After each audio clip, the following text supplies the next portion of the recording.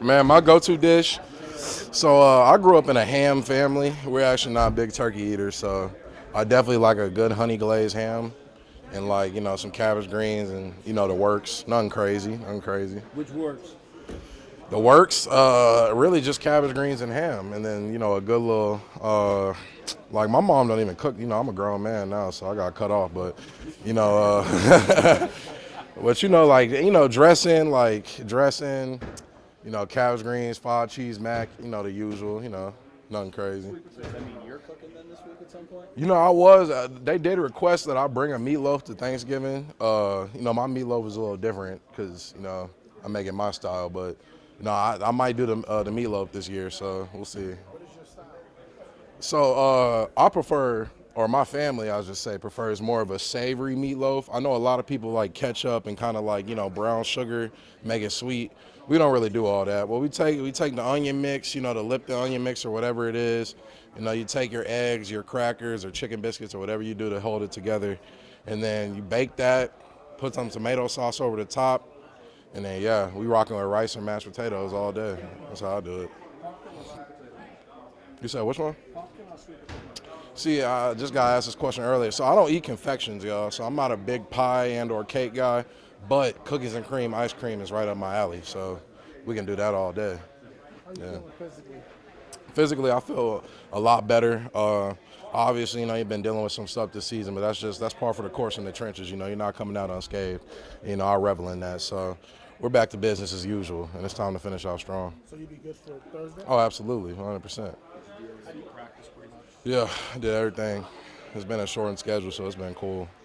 How do you think the guys did in your place? I think the guys did great, and that just speaks to, our mantra in the room. It's 5-1. No matter who's up or who we're switching in throughout the duration of the game, the standard remains the same. And the guys, they more than stepped up to the challenge. They went out there and got the dub against all odds. So I'm really proud of those guys. Do you think Brock enjoys being the guy that other teams swing at? Oh, he rebels in it.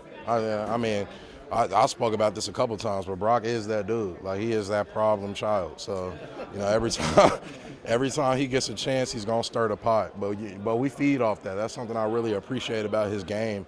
Is just his ability to really stir the pot and get guys outside of their game. So when we're really 120% full head of steam, there's nothing they can do, and they're just frustrated. It's always the second guy that gets caught, not right? Is that Yeah, that's usually how it goes, So, it is what it is. But as long as they offset, right, Does every offensive line just need one guy like that?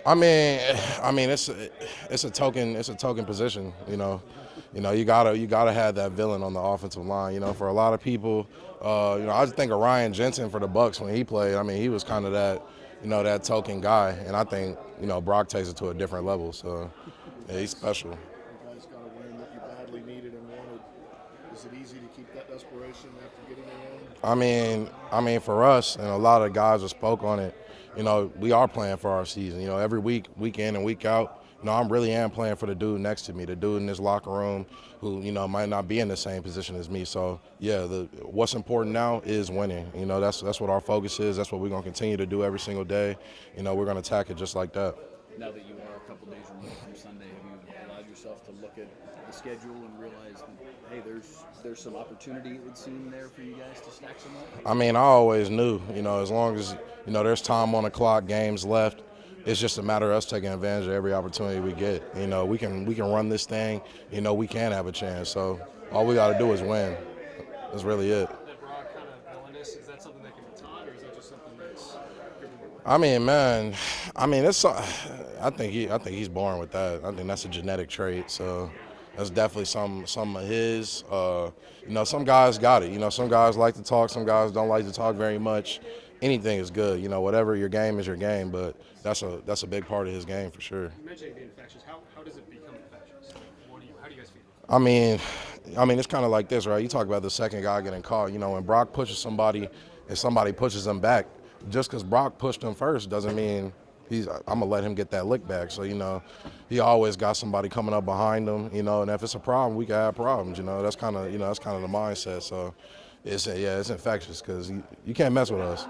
We can mess with you, but you can't mess with us. Mike McCarthy's future has been talked about a lot this season in various different portions of the season. You guys have had a pretty crazy season.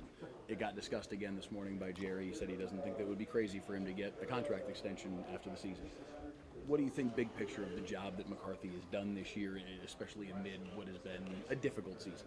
I mean, I think the big picture for us is just, continuing to win. Like, week in and week out, regardless of what's talked about, outside of these walls, Coach really has made our focus just on winning, on being the best that we can be for one another. So I think that's going to be our focus continuing on, and wherever the cars fall, they fall. But continuing to put it together every day, coming in the building and working hard and winning.